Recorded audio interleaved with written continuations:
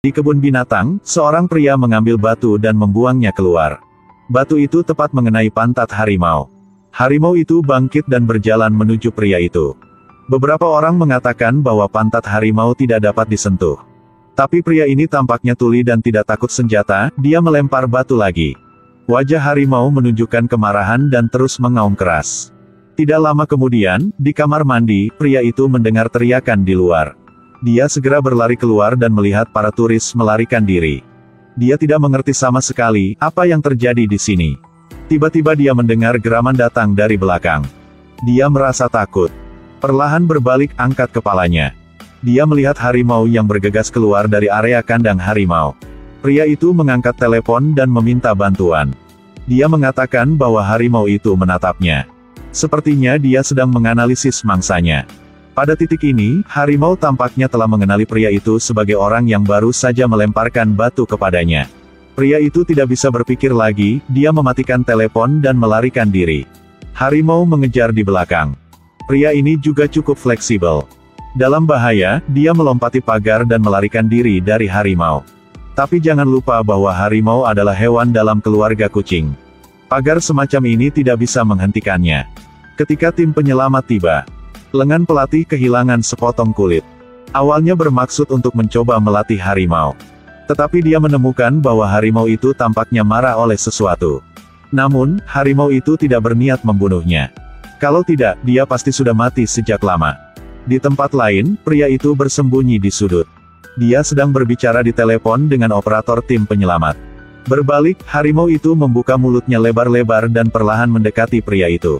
Kemudian di telepon terdengar auman harimau. Dan teriakan pria itu. Sangat cepat, tim penyelamat tiba. Mereka melihat harimau menikmati makan malamnya. Pelatih menggunakan senjata anestesi untuk membidik harimau. 2 tembakan dilepaskan, tragedi ini berakhir. Memang benar jika dia tidak melakukannya, tidak akan mati. Mengapa mencoba membuat harimau itu marah? Di jalan raya, sebuah mobil balap kuning menggila dengan kecepatan 160 mil per jam. Mobil polisi mengejar di belakang. Dan mobil balap itu tidak punya niat untuk berhenti atau melambat. Pada saat ini, operator tim penyelamat menerima panggilan bantuan. Peneleponnya adalah pengemudi yang mengendarai mobil balap kuning itu. Ternyata pengemudi itu hanyalah seorang anak laki-laki yang baru saja melewati ulang tahunnya yang ke-15. Karena dia ingin menunjukkan kepada teman-temannya mobil balap tahun 1970-an yang dikumpulkan ayahnya. Jadi bocah itu diam-diam mengendarai mobil keluar rumah. Sekarang rem tangan mobil klasik ini tiba-tiba lepas kendali. Jadi mobil terus dipercepat. Dan dia sangat takut. Namun, yang ditakuti bocah itu bukanlah keselamatannya. Karena takut jika mobilnya rusak parah, ayah dia akan menghukum dia. Polisi mengejar setelah mengetahui alasannya. Langsung berubah dari pengejaran menjadi penyelamatan. Pada saat ini, bocah itu kelelahan. Dan suasana hati anak itu juga sangat lelah. Jadi operator memanggil ayah anak itu. Setelah memberitahu dia tentang situasi spesifik, polisi dikirim untuk menjemputnya ke tempat kejadian. Semoga dia bisa menghibur suasana hati bocah itu. Setelah masuk ke mobil, dia menelepon putranya. Meskipun ayahnya terus mengatakan dia tidak akan memarahinya. Tapi masih ada rasa takut yang besar di hati anak itu. Dia pikir ayah dia pasti berbohong kepada dia. Sang ayah merasa sangat marah. Sepertinya mengatakannya dengan enteng saja tidak cukup, dia harus lebih keras kepada anaknya. Sang ayah segera berteriak ke telepon, bocah itu tenang sejenak. Operator segera menyuruh bocah itu untuk keluar dari jalan tol. Kemudian coba injak rem agar mobil melambat. 95, 90, 85. Pengereman menyebabkan mobil sedikit goyah. Jika kecepatan kendaraan dikurangi menjadi 80, tidak ada cara untuk mengurangin lagi. Saat sangat berbahaya, tim penyelamat segera muncul. Operator meminta bocah itu untuk menahan rem dan menabrak truk pemadam kebakaran di depannya. Bocah itu sangat skeptis. Tapi situasinya mendesak, dia tidak punya banyak waktu untuk berpikir. Dia menarik rem sepenuhnya dan menabrak truk pemadam kebakaran. Truk pemadam kebakaran terus melambat. Mobil balap itu langsung dipaksa melambat. Roda masih berputar di tempat, karena kecepatan putaran yang tinggi, menyebabkan roda berasap. Karena ini adalah mobil klasik, tidak memiliki airbag. Bocah itu membenturkan kepalanya ke setir mobil, dada dan wajahnya terluka. Ayahnya menatapnya dan tersenyum. Ayah mendengar ada mobil balap mau dijual. Mobil itu memiliki airbag. Polisi sedang menangani pelanggaran lalu lintas yang ngebut.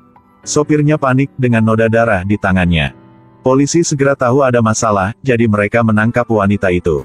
Kemudian, polisi menemukan bahwa ada bayi di dalam mobil yang mengalami kesulitan bernapas. Melihat penampilan bayi itu pasti lahir belum lama ini. Tim penyelamat tiba di tempat kejadian dengan sangat cepat, kemudian mereka membawa bayi itu ke rumah sakit darurat. Dan yang membuat orang semakin terkejut adalah, dari belakang mobil, polisi menemukan perut hamil palsu. Sepertinya wanita itu bukan ibu bayinya. Polisi wanita itu buru-buru memberitahu rekan-rekannya untuk memeriksa. Apakah ada yang baru-baru ini melaporkan hilangnya bayi ke polisi? Benar saja, beberapa menit yang lalu. Tim penyelamat menerima panggilan bantuan dari seorang wanita. Wanita itu mengatakan bahwa dia telah diculik, dan memiliki luka pisau di tubuhnya. Lingkungannya gelap gulita. Dia bahkan tidak tahu di mana dia sekarang. Operator telah menemukan lokasi wanita itu. Dan ujung telepon yang lain tiba-tiba berhenti bergerak. Kolega telah menyelidiki informasi suami wanita itu. Operator darurat menelepon suami wanita itu. Dari pria ini mereka mendapat informasi. Wanita itu adalah seseorang yang sedang hamil dan mendekati tanggal jatuh tempo. Dia bilang dia pergi berbelanja pagi ini. Sepertinya dia punya janji dengan penjaga toko di taman. Operator segera melaporkan informasi ini ke polisi. Ketika tim penyelamat tiba di taman, di bawah bantuan staf di sini, mereka menemukan kendaraan yang sangat mencurigakan. Setelah membuka bagasi, benar saja, mereka menemukan wanita yang terluka di dalam bagasi. Ternyata wanita ini membuat janji bertemu dengan staf. Tidak menyangka orang itu adalah penculik. Orang itu secara sewenang-wenang mengeluarkan bayi dari perutnya. Sungguh ini sangat kejam. Polisi wanita memegang telepon. Di ujung telepon yang lain, suara seorang wanita masih terdengar. Ternyata meskipun tidak mendapatkan respon apapun, tapi operator masih tidak menutup telepon. Untungnya, setelah darurat tepat waktu, ibu dan anak perempuannya selamat. Follow aku, untuk mendapatkan video-video review film yang lebih bagusnya.